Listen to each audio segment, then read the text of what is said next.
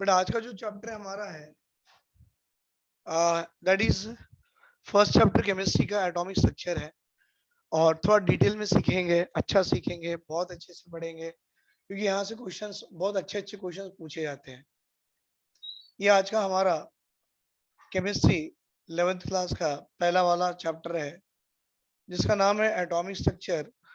और 10th class तक आप इसको अलग नाम से जानते हैं, स्ट्रक्चर ऑफ एटम। 8 9th में भी स्ट्रक्चर ऑफ एटम था, 8th में भी थोड़ा थोड़ा स्ट्रक्चर ऑफ एटम था। अभी 11th में स्ट्रक्चर ऑफ एटम पूरी तरह से डिटेल पढ़ना है। अब इसमें तो इतना ही बताया जाता है कि बेटा एटम क्या है। इनिशियली वो डाल्टन अंकल ने अपनी थ्योरी दी थे, called as a Dalton atomic theory. वो क्या था बेटा, उनके हिसाब से एटम इंडिविजिबल था। आई होप आप जानते होंगे ना। ये जो था, ये जो डाल्टन अंकल थे बेटा, इन्होंने अपनी एक एटॉमिक थ्योरी दी गई थी। और इनके हिसाब से एटम कैसा था मालूम? कोई भी एक सब्सटेंस ले लो और या चीज ले लो, मैटर, उसको दो में पार्ट में डिवाइड करो, फिर जो पार्ट मिला उसको और में काटो और काटो। बेटा किसी भी पार्टिकल को आप इतना छोटा बना दो कि उसके आगे वो पार्टिकल को आप ब्रेक नहीं कर सकते। तो इनके हिसाब से एटम की थ्योरी क्या थी? वो वाला वो वाला smallest particle which is further can not be divided, called as atom. मतलब डाल्टन के हिसाब से, डाल्टन एटॉमिक थ्योरी क्या थी बेटा, उनके हिसाब से एटॉमिक थ्योरी में एटम क्या था? तो एटम क्या था, आप इतना बोल सकते हो, it is the smallest indivisible particle. जो स्मॉलेस्ट इंडिविजिबल पार्टिकल होता है ना, जो पार्टिकल को आप और आगे दो टुकड़े में नहीं काट सकते हो, वैसे छोटे वाले पार्टिकल्स को उन्होंने एटम बोला था। किसने? डाल्टन। स्टार्टिंग में तब तो किसी को कुछ भी नहीं था। एक था बेटा, ग्रीक फिलोसोफर जी थे। ग्रीक फिलोसोफर जी का नाम था, क्या था, हाँ, डिमोक्रिटस करके था। आप थोड़ा सा उसको गूगल करके देख लेना बेटा। डिमोक्रिटस, डिमोक्रिटस, मुझे जहां तक याद है, पूरा याद नहीं है, धुंधला धुंधला याद है। डिमोक्रिटस, ये हमारे एक ग्रीक फिलोसोफर थे। उनके हिसाब से एटम का मतलब था ए ए टोमियो, ए टोमियो। उन्होंने बताया था ATOM को कैसे लिखते हैं बेटा, ए टोमियो। एटोमियो का मतलब होता है ग्रीक लैंग्वेज में विच कैनॉट बी कट, जिसको काट नहीं सकते हो, मतलब जिसको आप दो पार्ट में डिवाइड नहीं कर सकते हो। ये इन्होंने बताया था, ग्रीक फिलोसोफर ने। अब देखो, फिलोसोफर भी साइंस बताने लग गए थे, और रियली जो फिलोसोफर्स होते हैं ना, बहुत ज्ञानी होते हैं, तो ये सारी चीजें उनको आती है। तो इन्होंने बताया था कि एटम का मतलब था ए टीमियो, मतलब ATOMIO, एटीमियो, मतलब indivisible, that cannot B cut into further part. और अपने डाल्टन साहब ने भी अपनी एटॉमिक थ्योरी दे दिए थे, और उन्होंने बताया था एक स्मॉलेस्ट पार्टिकल होगा जिसको आप दो पार्ट में और डिवाइड नहीं कर सकते, वो एटम होता है। तो भाई चलो, एटम के बारे में इन्होंने कुछ कुछ बताया, तो उनकी कुछ पोस्टलेट्स जो आपने 10th क्लास में पढ़ी थी, पढ़ी? वेरी गुड, मैंने भी पढ़ा था। क्या पढ़ा था बेटा 10th क्लास में? इसकी पोस्टलेट, पोस्टलेट ये पढ़ी थी कि पहले आप इसको क्या बोलते हो? तो हम बोलते हैं इसको मैटर। सर मैटर का मतलब क्या? बेटा कोई भी चीज जो स्पेस ऑक्यूपाई करे और उसको वजन हो, I mean which will occupy the space and has the मास। भाई ये पेन मैटर हो सकता है, हाँ सर। टेबल पे रख लो, इतनी जगह घेर लिया, क्या इसको वजन है? हाँ, तो मैटर है। आप मैटर हो। आप जहां बैठे हो उतनी जगह ऑक्यूपाई कर लिए, अच्छी बात है। आपको वजन है? हाँ सर है, मतलब आप भी मैटर हो, मैं भी मैटर हूँ, बोर्ड भी मैटर है। दुनिया में जितनी चीजें आपको दिख रही है वो मैटर है। मतलब मैं बोलूंगा भाई, क्या सॉलिड मैटर है? Yes sir. लिक्विड मैटर है? Yes sir. सोचो, it will occupy the space and has the mass. Sir क्या गैस मैटर हो सकता? क्यों नहीं सर, उसको भी तो मास है। अब जिस जिस रूम में छोड़ दो उतनी गैस तो ऑक्यूपाई होगी, तो स्पेस ऑक्यूपाई करा। गैस को मास है नहीं है? है सर। तो गैस भी तो मैटर हो गया। मैटर का मैंने कंसेप्ट बताया, कुछ नहीं। तो व्हाट इज ए मैटर बेटा? Anything which occupy the space and has the mass is called as a matter, and matter is consist of a small particles which is indivisible, called as atom. मतलब matter एक छोटे छोटे particle से बनता है, that cannot be further be divided, that is called as atom. तो लिखना बेटा, मैटर, पहला point matter, anything which occupy the space, बेटा anything, anything which occupies the space, है ना, anything which occupies the space and has mass is called matter. तो पहली बात तो मैंने मैटर के बारे में बोल दिया, मैटर क्या है। अब उसी के पॉइंट में अपन कंटिन्यू लिखेंगे। तो सर ये जो मैटर होते हैं वो कैसे होते हैं, तो बोलना matter is consist of smaller particles. हाँ बेटा, ये छोटे छोटे पार्टिकल से मिलके बनता है। Matter is consist of smaller, बेटा एक पत्थर ले लो, मैटर है, कैसे बना होगा, छोटे छोटे छोटे पार्टिकल जुड़ के बड़ा सा पत्थर बन गया। तो जो छोटे छोटे पार्टिकल है ना, वही matter consist of smaller particle which which cannot be divided which cannot be divided further are called atoms। मतलब वो जो छोटे छोटे पार्टिकल्स है ना सर, इन छोटे छोटे पार्टिकल्स को हमारे डाल्टन अंकल ने क्या बोला था, ये छोटे छोटे पार्टिकल्स है, इनको आप एटम कहते हो।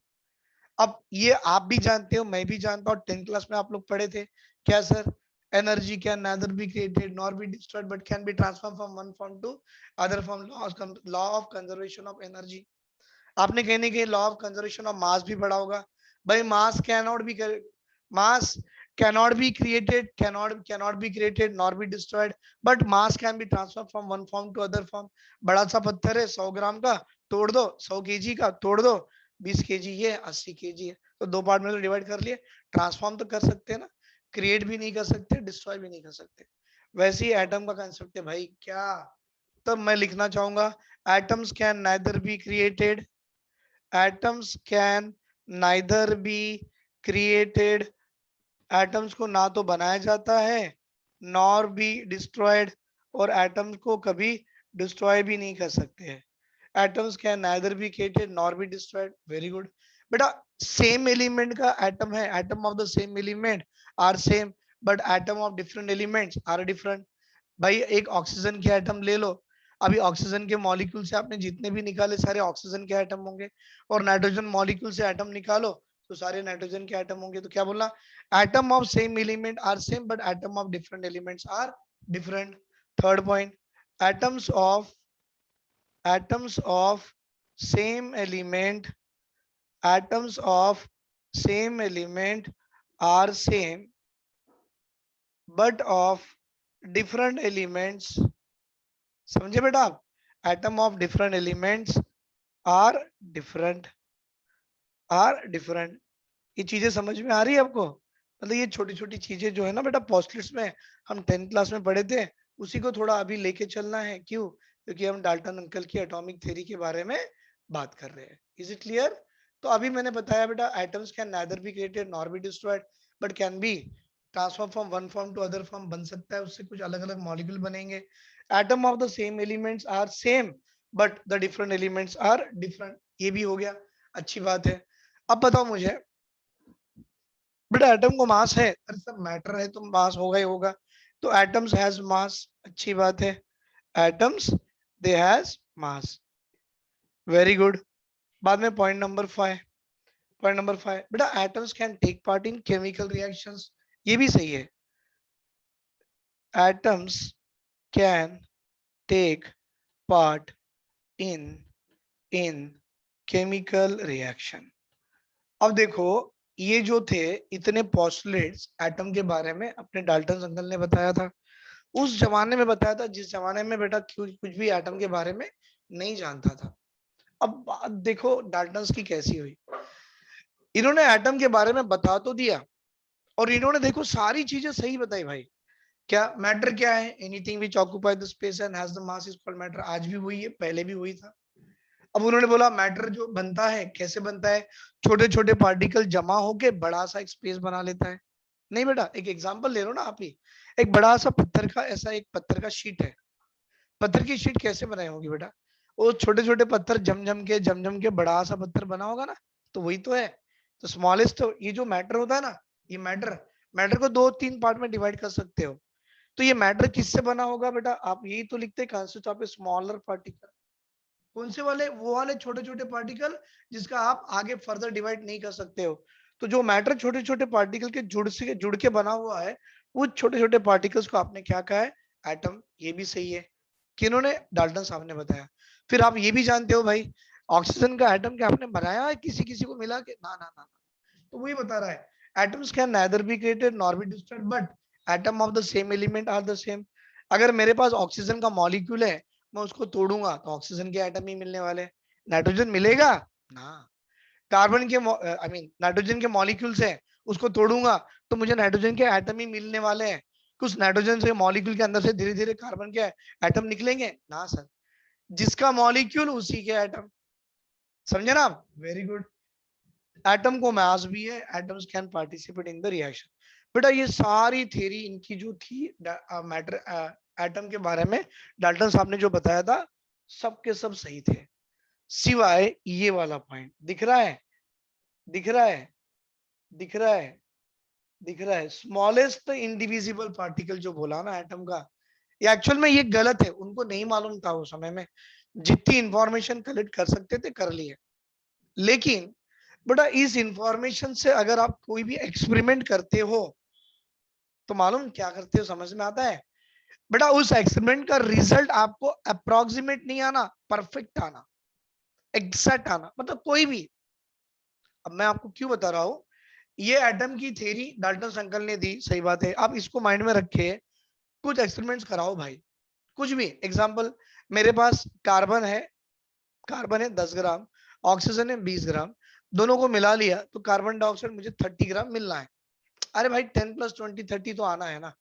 ये तो लॉ ऑफ कंजर्वेशन ऑफ मास की बात कर रहे हैं, जितने चीजें मिलाओगे उतना आना है, नहीं समझे? चलो बेटा, एक पत्थर छोटा सा ले लो 10 ग्राम का, दूसरा पत्थर ले लो 20 ग्राम का, दोनों के पाउडर बना लो, 10 + 20 मिला लिए पाउडर को, तो 30 ग्राम का मिक्सचर आना चाहिए, आना चाहिए ना, एग्जैक्ट आना चाहिए। डाल्टन की एटॉमिक थ्योरी से कोई भी एक्सपेरिमेंट्स अगर आप करते हो ना, तो आपका रिजल्ट एग्जैक्ट कभी भी नहीं आता। आपका रिजल्ट 10 + 20 या तो 29 आता, 10 + 20 या तो 31 आता, इनके हिसाब से। हाँ कुछ कुछ है 10 + 20 30 भी आते हैं, लेकिन कुछ रिजल्ट ऐसे आते हैं 10 + 20 29 आ जाता, और 10 + 20 31 आ जाता। भाई वो 1 ग्राम कम क्यों हुआ, 1 ग्राम बढ़ा क्यों, 1 ग्राम इक्वल कब आया, ऐसा क्यों हो रहा? तो इनको उसकी उतनी जानकारी नहीं थी, पर जितना जानना था साहब ने उतना बता तो दिए, बट कुछ तो प्रोसीड किए इन्होंने, इतना अच्छा काम किए कि कुछ तो स्टार्ट किए, something they did about the atom. Science तो वहीं से बना ना भाई, आपकी केमिस्ट्री की बात नहीं, पूरी साइंस वहीं से बनी है। कहा atom atom atom atom, atom होता तो आज केमिस्ट्री आ गई, एटम है करके फिजिक्स भी आ गया। न्यूक्लियर फिजिक्स नहीं जानते बेटा, वहीं से तो आया। तो सारी चीजें वहीं से शुरुआत तो कर दी उन्होंने, शुरुआत करना इंपॉर्टेंट है सर, राइट? शुरुआत करना इंपॉर्टेंट है। अगर न्यूटन साहब झाड़ के नीचे जाके नहीं बैठते तो एप्पल गिरता? नहीं गिरता। एप्पल नहीं गिरता तो फिजिक्स बनती? नहीं बनती, राइट? ऐसी कुछ है जो बनती है ना, ये कुछ अनफॉर्चुनेट बनती है, और ये भी अनफॉर्चुनेटली बनी है। इनकी स्टोरी भी है, कभी टाइम मिलेगा तो आपको बता दूंगा, अभी स्टोरी का टाइम नहीं है, अभी पढ़ने का टाइम है। तो अब ये जो हो गया सब एटम की बात दे दी है, लेकिन आपको मैं बताना जा रहा हूँ ये जो स्टेटमेंट इन्होंने दिया है एक्चुअली ये गलत है, बाद में साबित हुआ, तभी नहीं, राइट? चलो ले लो बेटा, यहाँ तक स्क्रीनशॉट ले लो आप लोग, ठीक है? Screenshot up two year, very good.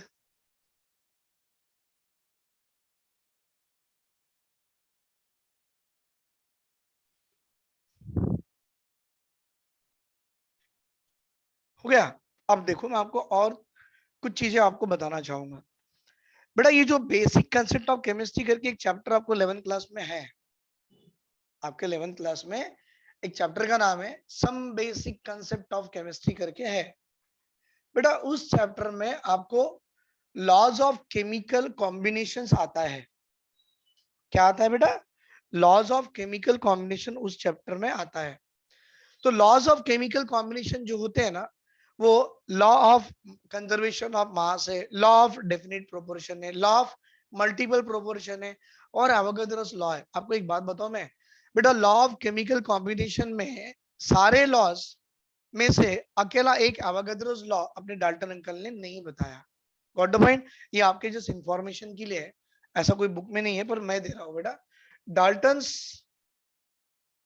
Dalton cannot explain,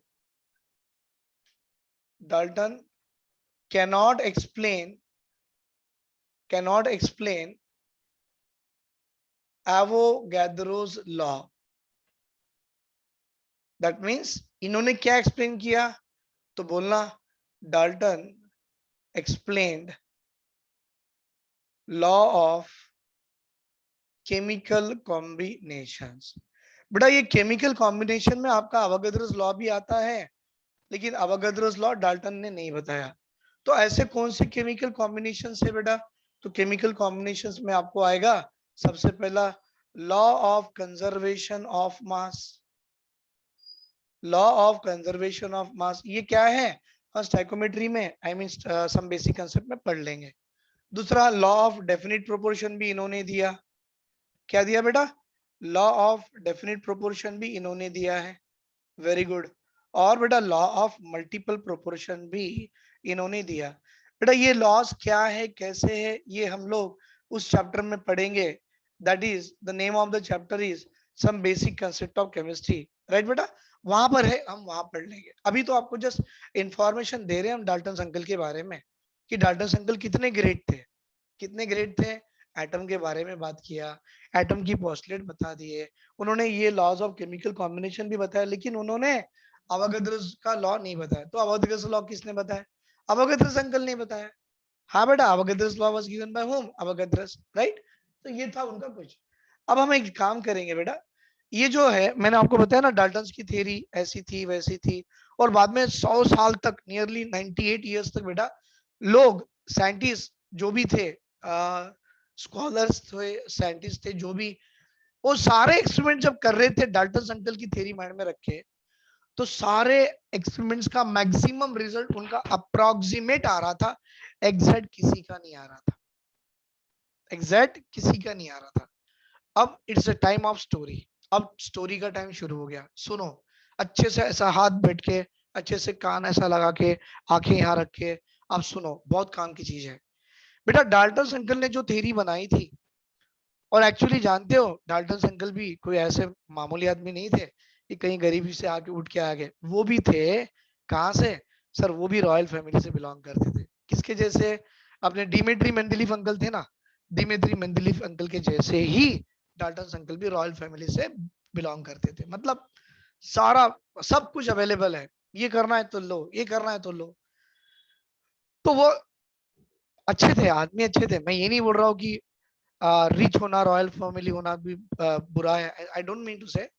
उनके पास सब फैसिलिटी थी और उन्होंने फैसिलिटी का इस्तेमाल भी किया। जैसे हमारे पास आज इतनी फैसिलिटी, इतने सारे बुक पढ़ने के लिए, हम बुक को बाजू में रख के फोन लेके हम सीधा गेम पे चले जाते हैं, गेम खेलते बैठते हैं।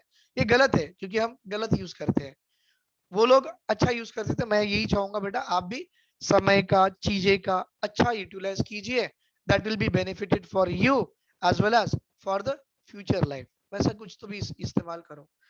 तो उनके पास वो रॉयल फैमिली से बिलोंग करते थे, इसका मतलब ये है, मेरा बताने का मतलब कि they have everything to do.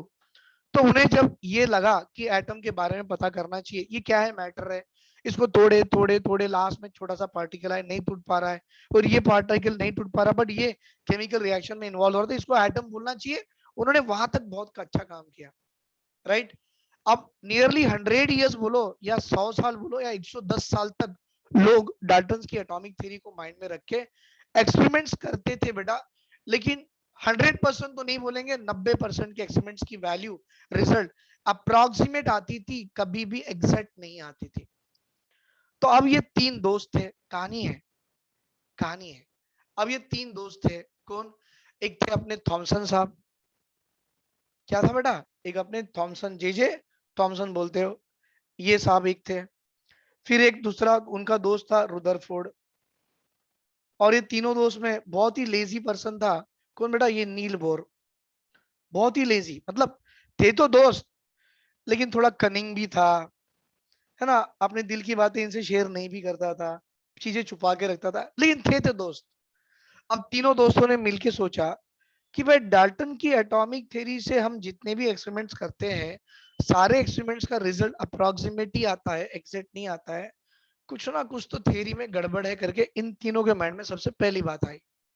तीनों में से किसी न किसी को आई होंगी, आई डोंट नो, पर तीनों ने डिस्कस करना शुरू कर दिया कि भाई ऐसा कुछ तो खेल है, या ऐसा कुछ तो है कि इनके थ्योरी से हमारा रिजल्ट एग्जैक्ट नहीं आ रहा है, हमारा रिजल्ट हर अप्रोक्सीमेट आ रहा है। अप्रोक्सीमेट आना मतलब आ तो रहा है पर अप्रोक्सीमेट एग्जैक्ट होना ना, हमको हमको क्या होना बेटा, प्रेसाइज प्रेसाइज। 100 ग्राम यहाँ लिए तो 100 ग्राम वहां मिलना ही है।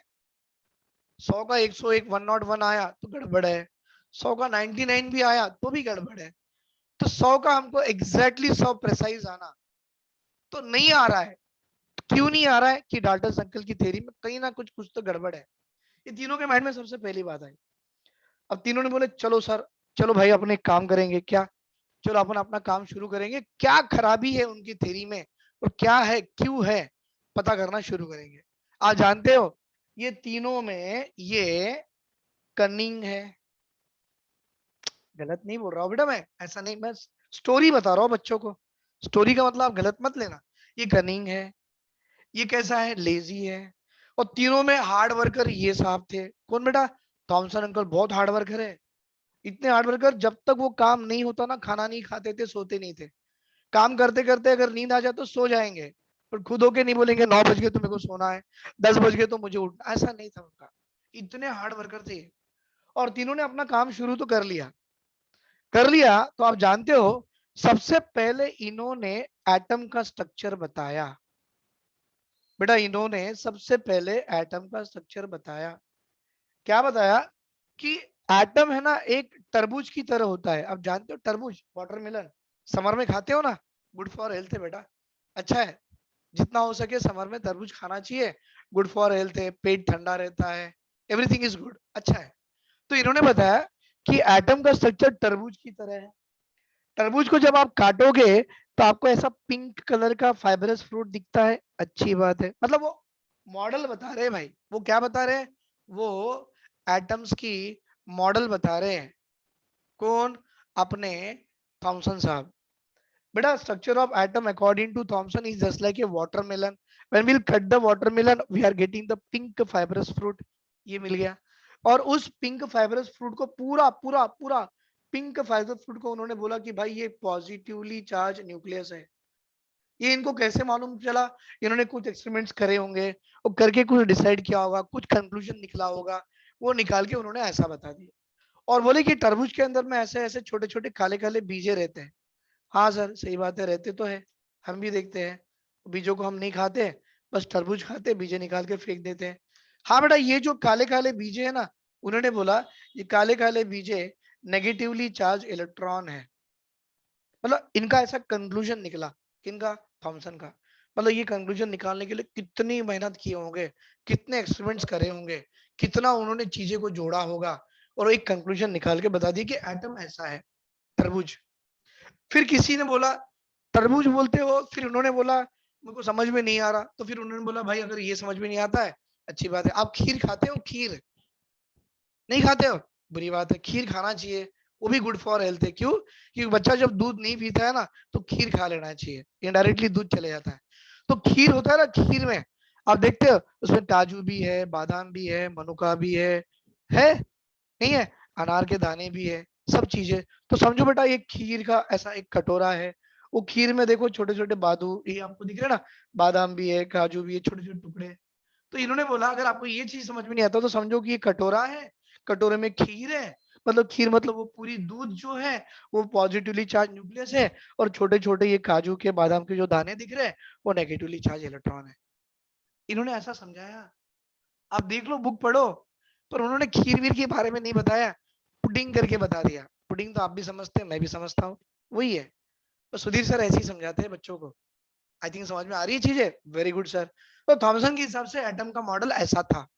मतलब आप बताओ बेटा, डाल्टन अंकल ने बताया था कि atom is can not be further be divided, तो चीजें खत्म हो गई ना, क्योंकि थॉमसन अंकल ने बोला भाई atom can be further be divided, और एटम के अंदर कौन है, पॉजिटिवली चार्ज न्यूक्लियस भी है और नेगेटिवली चार्ज इलेक्ट्रॉन भी है। दिख रहा है, सबसे बड़ा काम इन्होंने कर दिया थॉमसन साहब ने, ये तो कर दिए, वेरी गुड। फिर ये खुशी खुशी जाके इन दोनों को बोलते भाई मैंने ऐसे किया, दोनों खुश हो जाते हैं।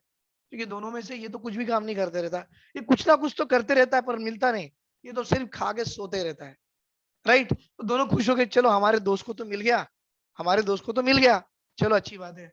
फिर थॉमसन साहब जाते हैं, पूरा अपना मटेरियल मतलब जितना भी थ्योरी है पूरी उठा के, ये जो कभी भी डिस्कवरीज करते हैं ना बेटा, तो एक कमेटी मेंबर होती है, एक 10-12 लोगों की कमेटी मेंबर होती है। वो कमेटी मेंबर को जाके आपको सबमिट करना पड़ता है कि मैंने ऐसा ऐसा काम किया करके। जब वो कमेटी मेंबर सेटिस्फाइड होगी तो वो चीजें आपके आपके नाम से ये हो जाएंगे। आई मीन टू से, आप बोलते हो ना उसे, क्या बोलते हो, मुझे नाम याद नहीं आ रहा है। अब ये डिस्कवरी मैंने किया, तो चलो ये इसका ओनर सुधीर सर करके ऐसे बोलते हैं ना, इसने डिस्कवरी कर दिया, वो याद नहीं आ रहा है नाम, सॉरी, मैं बता दूंगा। तो इनको मिलना चाहिए, तो ये जाके अपनी थ्योरी सबमिट करते हैं वो कमेटी मेंबर के पास में।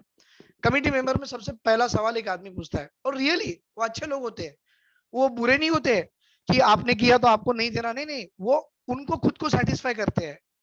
अगर वो आप 10 लोगों को सेटिस्फाई कर दिए, मतलब वो थ्योरी आपके नाम से हो गई। डाल्टन संकल की भी थ्योरी वैसी थी, पर उस समय में जो लोगों के सामने उन्होंने थ्योरी सबमिट की थी ना डाल्टन डाल्टन अंकल ने, वो वो कमेटी मेंबर्स के लोगों को डाल्टन अंकल ने सेटिस्फाई कर दिया था। और 100 साल के बाद में वही 10 मेंबर तो नहीं रहने वाले ना, बाकी जो 10-12 मेंबर आने वाले वो उनसे भी इंटेलिजेंट होंगे। तो कुछ कमेटी मेंबर में पहला सवाल उनसे पूछा गया, भाई आप बोलते हैं कि पॉजिटिव चार्ज न्यूक्लियस है, ये बड़ा सा गोला, अच्छी बात है, ये छोटे छोटे दाने नेगेटिव इलेक्ट्रॉन है, अच्छी बात है, पर सर फिजिक्स में हमने एक चीज सीखी, मैंने भी सीखा, आपने भी सीखा, वो जमाने के लोगों ने भी सीखा, फिजिक्स में क्या सीखा मालूम? पॉजिटिव नेगेटिव चार्ज मतलब अपोजिटली चार्ज वो अट्रैक्ट हो सकते हैं बेटा। क्या हो सकते हैं? अट्रैक्ट हो सकते हैं। क्या बेटा एक पॉजिटिव के अंदर छोटे छोटे नेगेटिव रह सकते हैं? पॉसिबल ही नहीं। ऐसी फिजिक्स मैंने तो नहीं पढ़ा, अगर आप पढ़े हैं मुझे बता दीजिए, फिर मैं मेरा नॉलेज इंक्रीज कर लूंगा, राइट? तो बेटा फिजिक्स में हमने ऐसा पढ़ा है, oppositely charge attract, like charges repel. तो भाई ये अपोजिटली चार्ज ही तो है ना, ये क्या होना चाहिए? अट्रैक्ट होना चाहिए। भाई आप बोल रहे बड़े से पॉजिटिव में छोटे छोटे नेगेटिव है, ऐसा तो मुझे भी अच्छा नहीं लग रहा, और मैं सेटिस्फाई भी नहीं हो रहा। फिर अपने थॉमसन अंकल को डाउट आया, सही अंकल, उन्होंने बोला साहब जी आप सही पूछ रहे हो, ये तो सही मुझे भी लग रहा है, पर मैंने कुछ काम किया मुझे ऐसा लगा इसलिए मैंने बताया। फिर उन्होंने बोला कि हाँ आपने जो बताया वो सही है, बट क्या ये अपने साइंस के लॉ को सेटिस्फाई कर रही है? थॉमसन अंकल बोले नहीं कर रही है। मतलब क्या आपकी थ्योरी सही है? फिर उन्होंने बोला नहीं थ्योरी तो सही नहीं है, पर मैंने इतना तो काम कर दिया कि मैंने डाल्टन अंकल की थ्योरी को मैंने मैंने गलत ठहरा दिया। कैसे? डाल्टन अंकल की थ्योरी के हिसाब से atom can not be further be divided था, लेकिन थॉमसन अंकल की थ्योरी से इतना तो पता लग गया कि एटम को आप तोड़ सकते हो, और एटम जब टूटेगा तो छोटे छोटे पार्टिकल्स निकलेंगे। चलो थॉमसन भी मान गए कि मेरी थ्योरी में कुछ ना कुछ गलती है। फिर उन्होंने बोला साहब मुझे और कुछ टाइम दीजिए, मैं पता करके बताऊंगा। फिर उन्होंने बोला ले लो साहब, टाइम आपका है, आपको जितना लगा ले लो, पर काम तो कर दो। लेकिन इन्होंने सबसे बड़ी गलती क्या कर दी थी मालूम? इन्होंने जाके अपने दोस्तों को बता दिए थे कि भाई मैंने ऐसा किया ऐसा किया ऐसा किया, राइट? फिर इन दोनों को मालूम ये भी चला, क्या चला, कि इसकी थ्योरी तो सबमिट किया पर एक्सेप्ट नहीं की गई। फिर दोनों में से ये पहले से कनिंग था, लेजी था, काम तो करता ही नहीं था, इसने अपना काम करने की स्पीड बढ़ा दिया। किसने? रुदरफोर्ड अंकल ने। अब रुदरफोर्ड अंकल ने जो काम करने की स्पीड बढ़ा दी है ना, तो काम करते करते आप लोग भी जानते हो, सब बच्चे बच्चे जानते हैं, रुदरफोर्ड अंकल का सबसे ग्रेट एक्सपेरिमेंट था, क्या था? अल्फा रे स्कैटरिंग एक्सपेरिमेंट, है ना बेटा? गोल्ड की फॉइल लगा के कुछ रे पास करा, कुछ ऊपर गई कुछ नीचे गई, कुछ रिपेल होके बैक आ गई, और मैक्सिमम तो ऐसी पास हो गई। पढ़ेंगे, फिलहाल मैं जस्ट बता रहा हूँ। फिर इन्होंने बताया कि मेरी थ्योरी से मेरे को एटम मिल गया।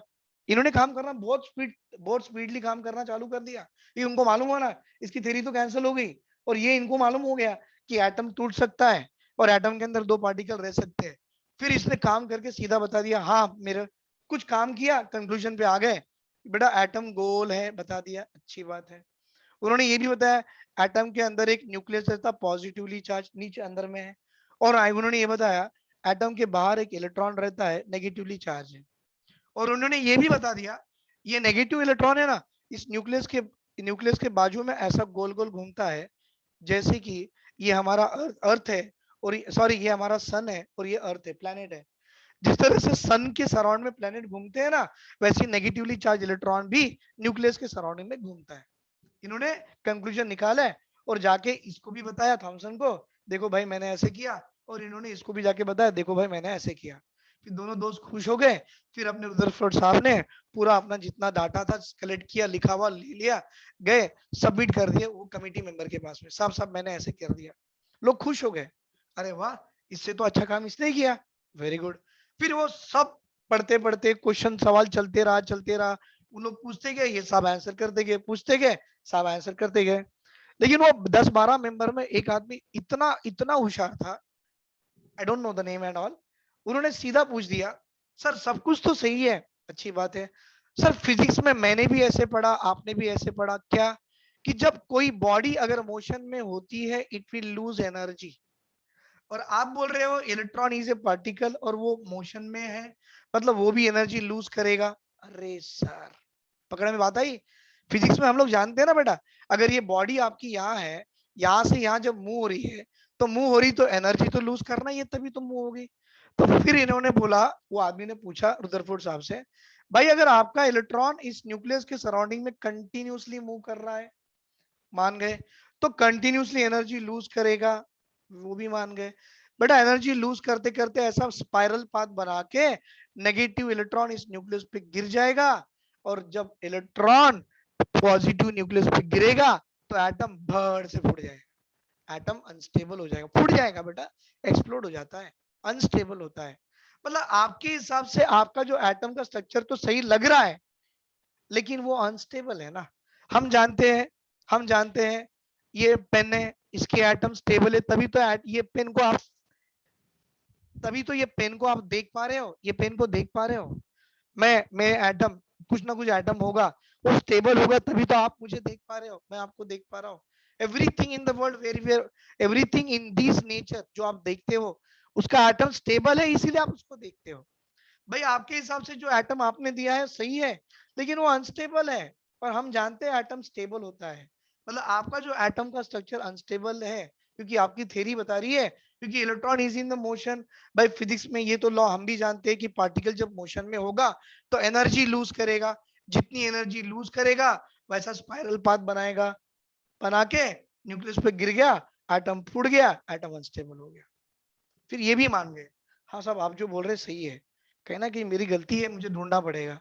फिर उन्होंने बोला भाई आपके पास टाइम ही टाइम है, ले लो कितना लगता है, पर बना के दे दो। फिर ये मायूस होके घर लौटे। फिर इन्होंने इनको बुलाया, इनको बुलाया, राइट, इन्होंने इनको फिर फोन किए, इनको भी फोन किए, दोनों आ गए। उस समय में उनके पास मोबाइल फोन था क्या, नहीं ना, चलो ऐसे ही बता दिया, मजाक किया बेटा। तो इन्होंने दोनों को बुला दिया, बोल दिया भाई मैंने तो इतना तो काम किया, लेकिन मेरा एक्सेप्ट नहीं हुआ, क्योंकि उन्होंने ऐसा कुछ बोल दिया। अब अब दोनों में सबसे लेजी पर्सन ये, कनिंग पर्सन भी ये। बेटा जानते हो ना, आखिरी में जीत किसकी होती है, जो ज्यादा लेजी होता है और ज्यादा कनिंग होता है, ऐसा बोलते हैं, आई डोंट नो ये हुआ भी ऐसा।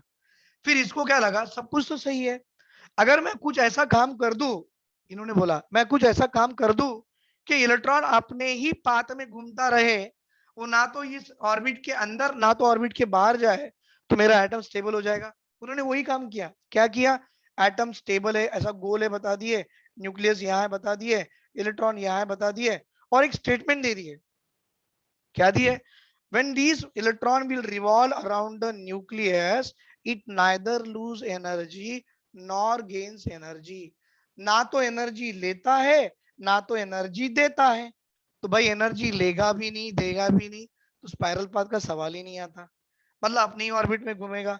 मतलब इनके हिसाब से एटम कैसा हो गया सर, स्टेबल हो गया। मतलब इन तीनों में से ये साहब नोबेल प्राइज उठा के घर चले गए। तो बेटा मेहनत सबसे किया ज्यादा किसने, थॉमसन ने, प्राइज लेके गया किसने, बोर्स अंकल ने। ये थी स्टोरी, ये स्टोरी है यार, ये तो आप रियलिटी में समझ गए होंगे, सुधीर सर ने ऐसा बताया, ना ना ना ना, ये स्टोरी सुधीर सर ने आपको क्यों बताया बेटा। अगर मैं आपसे पूछूं, अगर मैं आपसे पूछूं ये स्टोरी का देखो कितने बड़े बड़े सवाल बनते हैं, ऐसा आजकल नीट में आईआईटी में नहीं पूछते, बट बच्चों को नॉलेज होना चाहिए। मैं बोलूंगा बेटा डाल्टन के हिसाब से एटम कैसा था, तो आप बोलोगे सर डाल्टन के हिसाब से एटम इनडिविजिबल था। तो बेटा थॉमसन रुदरफोर्ड और अपने बोर्स अंकल के हिसाब से एटम कैसा था, डिविजिबल था, क्योंकि एटम टूटेगा तो छोटे छोटे पार्टिकल निकलेंगे। बेटा एटम के अंदर कौन से पार्टिकल निकलते हैं, सर एक नेगेटिवली चार्ज इलेक्ट्रॉन और एक पॉजिटिवली चार्ज न्यूक्लियस, जो कि न्यूक्लियस सेंटर में होता है, इलेक्ट्रॉन न्यूक्लियस के बाहर होता है। चीजें तो मालूम होगी ना कि atom will contain positively charge nucleus at the centre and negatively charge electron lie outside the nucleus, इतनी तो मालूम हो गई। फिर आपको ये भी चीज मालूम होगी इनके हिसाब से कैसा था, वाटरमेलन के जैसे था। इनके हिसाब से कैसा था बेटा, ये एटॉमिक मॉडल रुदरफोर्ड के हिसाब से अपना सोलर सिस्टम था। नहीं, बीच में सन है, बाजू बाजू पूरे प्लैनेट उसके गोल गोल घूमते हैं। कोई प्लैनेट आके सन पे गिरता है ना सर, वो उनके हिसाब से था। लेकिन जब उनसे पूछा गया ऐसा स्पाइरल पाथ क्यों होता है तो बता नहीं पाए, तो ये थ्योरी भी निकल गई। फिर इन्होंने बता दिया देखो सोलर सिस्टम के जैसे है, जैसे कि ये आपका सन है और ये आपके प्लैनेट है, उसके गोल गोल घूमते हैं, ना तो प्लैनेट इसके पास आता ना ये उसके पास जाता। स्टेबल हो गया और नोबेल प्राइज उठा के चले गए। Did you got this one? Did you got this one? Very good बेटा। ये था मेरा एक्सप्लेन करने का तरीका, क्योंकि एटॉमिक मॉडल बुक में बहुत तरह अलग अलग तरह से दिया है, वो आप समझते बैठो, बट डजंट मैटर। अगर आपको एक बार स्टोरी मालूम होगी ना तो चीजें अपने आप आती जाएंगी। Got the point? ले लो बेटा स्क्रीनशॉट ले लो इसका, ठीक है, screenshot of this one. Very good, very good. चलो अभी अपन शुरू करेंगे बेटा अपना क्लास एटॉमिक मॉडल से करेंगे। ये तो अपना इंट्रोडक्शन था। सर आपने इतना लंबा इंट्रोडक्शन क्यों दिया? एनसीईआरटी में है और मैं मालूम है एनसीईआरटी फॉलो करता हूँ, और आपको भी यही बोलता हूँ कि बेटा एनसीईआरटी पढ़ो, एनसीईआरटी पढ़ो, एनसीईआरटी देखो। क्योंकि सुधीर सर एनसीईआरटी की एक एक लाइन को इतना एक्सपांड करके बताते हैं कि बच्चा जैसी मेरी क्लास हो जाए और एनसीईआरटी खोल के बैठ जाए, सारी चीज अपने आप माइंड में बैठना शुरू हो जाती है। तो मैं आपको ये सारी चीजें क्यों बता रहा हूँ, क्योंकि एनसीईआरटी में दिया है और मेरा काम एनसीईआरटी को फॉलो करना है। बेटा नीट का एग्जाम हो कि आईआईटी का एग्जाम हो, सारे क्वेश्चन एनसीईआरटी से ही बना के देता है अपना एनटीए वाला। Got the point? Very good. बेटा अब टॉपिक शुरू होगा अपना this one called as a atomic model. Sir atomic model में सबसे पहला एटॉमिक मॉडल किसने दिया? तो आपने बोलना जे जे थॉमसन ने दिया। किसने दिया? जे जे थॉमसन। तो नंबर वन अपना जे जे थॉमसन अंकल का एटॉमिक मॉडल, जे जे थॉमसन एटॉमिक मॉडल। भाई ये जे जे थॉमसन का एटॉमिक मॉडल कैसा था? तो तरबूज के जैसे था, राइट, या तो खीर के जैसे था। बेटा वो खीर को उन्होंने दिया प्लम पुडिंग मॉडल। क्या दिया, नाम दिया? प्लम पुडिंग मॉडल का नाम दिया। पर सर आपने तरबूज बोला तो क्या हो, गलत थोड़ी है, चीजें सेम ही है। आप बुक पढ़ो, बुक में मिलेगा। तो इनके हिसाब से कैसा था बेटा? तो आपने बोलना नेगेटिवली चार्ज इलेक्ट्रॉन है ना, ई नेगेटिव, मतलब ऐसा लिखना चलेगा ना, ई नेगेटिव मतलब इलेक्ट्रॉन। बेटा electrons are uniformly distributed. Electron कैसा था? Sir it is uniformly distributed. Uniform था ना, यहाँ यहाँ यहाँ यहाँ, ऐसा नहीं कि बहुत सारे यहाँ पे आपके जो बादाम के टुकड़े काजू के टुकड़े बहुत सारे यहाँ पर है और यहाँ दूध दूध रहा, ऐसा कुछ भी नहीं, यूनिफॉर्मली है। They are uniformly distributed in an atom. It is uniformly distributed in an atom. बेटा आपको समझ में आ रहा है ना? तो आप बोलोगे सर क्या केमिस्ट्री का क्लास लगा दी और पूरी स्टोरी हिस्ट्री से पढ़ा रहे हो। है तो क्लास केमिस्ट्री की और चल रहा है हिस्ट्री, ऐसा कुछ भी नहीं है सर। चीजों को है ना ऐसा आसानी से कर दिया ना, बच्चों को चीजें और आसान लगती है, मजा आता है, इंटरेस्ट बढ़ता है। और केमिस्ट्री से एक बार प्यार हो गया तो वहां पर मालूम है एनटी अपनी नीट एग्जाम में 180 को 180 आ जाता है। तो ये मेरा एक तरीका है बेटा कि बच्चों को है ना केमिस्ट्री से लगाव बढ़ाने का। इस डजंट मैटर की ऐसा बुक में तो नहीं है आपने क्यों बोला। आई मीन टू से जो बच्चा केमिस्ट्री से डरता होगा ना उससे लगाव हो जाएगा। एक बार चीजें लगाव में बढ़ गया तो मार्क्स तो आपको आना ही आना है, सीट तो आना ही आना है। Got the point? चलो इनके हिसाब से यूनिफॉर्मली डिस्ट्रीब्यूटेड था और इनके हिसाब से आपका जो एटम था कैसा था मालूम है? न्यूट्रल है भाई। तो इन्होंने ये भी बोल दिया कि एटम इज न्यूट्रल, क्योंकि पॉजिटिव नेगेटिव न्यूट्रलाइज कर गया, राइट। बाद में उन्होंने बोला कि जितने नेट पॉजिटिव चार्ज हो गया एटम में उतने नेट नेगेटिव चार्ज के इलेक्ट्रॉन्स होते हैं। तो न्यूट्रल आने का मतलब है कि आप ऐसा बोल सकते हो net positive charge, positive charge मतलब न्यूक्लियस ना बेटा, net positive charge on atom is approximately equal to net negative charge। बेटा ये पॉजिटिव चार्ज थे तो net negative charge on electron जितने नेगेटिव चार्ज थे उतने पॉजिटिव है, तो एटम आपका इलेक्ट्रिकली न्यूट्रल भी बन गया। बेटा mass of the atom is uniformly distributed, इनके हिसाब से, थॉमसन के हिसाब से, mass of atom is uniformly distributed. ऐसा कुछ नहीं कि यहाँ पर ज्यादा मास है, यहाँ छोटा सा मास है, ऐसा कुछ भी नहीं, और यहाँ ज्यादा, यूनिफॉर्मली डिस्ट्रीब्यूटेड मास है, राइट। चलो ये थे उनके कुछ इंपॉर्टेंट पॉइंट्स या पॉस्टुलेट फॉर द एटम के लिए। लेकिन डीमेरिट्स भी आ गए। क्या आ गए भाई? एक चार्ज के अंदर दूसरा चार्ज तो रह नहीं सकता, ये फिजिक्स भी बोलता है, आप भी बोलते हो, मैं भी बोलता हूँ। मतलब electrons are not stationary, they are revolving around the nucleus. तो ये ड्रॉबैक हो गया, ये ड्रॉबैक हो गया बेटा। Electrons are not stationary, electrons are not stationary, they are revolving around the electron. मतलब इनके हिसाब से इन्होंने क्या बोला, वाटरमेलन में जो सीड्स थे ना, वो इलेक्ट्रॉन उसके अंदर घुसे हुए हैं, मतलब वो चिपके हुए हैं, वो कुछ भी नहीं हो रहा, वो स्टेशनरी है। किन के हिसाब से? थॉमसन के हिसाब से। वो जो प्लम पुडिंग मॉडल में है ना, वो काजू के टुकड़े, बादाम के टुकड़े जो बोल रहे हैं, वो ऐसे फिक्स है, वो घूम नहीं रहे हैं। तो हम जानते हैं इलेक्ट्रॉन घूमते रहता है, अभी जानते हैं। तो वो भी थ्योरी गलत पड़ गई। मतलब इनके हिसाब से क्या था, इलेक्ट्रॉन्स आर स्टेशनरी, बट हम जानते हैं they are revolving around the nucleus, but they are revolving around, they are revolving around the nucleus, right. ये पहला ड्रॉबैक आ गया। दूसरा, एक चार्ज के अंदर दूसरी चार्ज रह नहीं सकती है। लिख लो बेटा, यहां तक आगे लिखेंगे।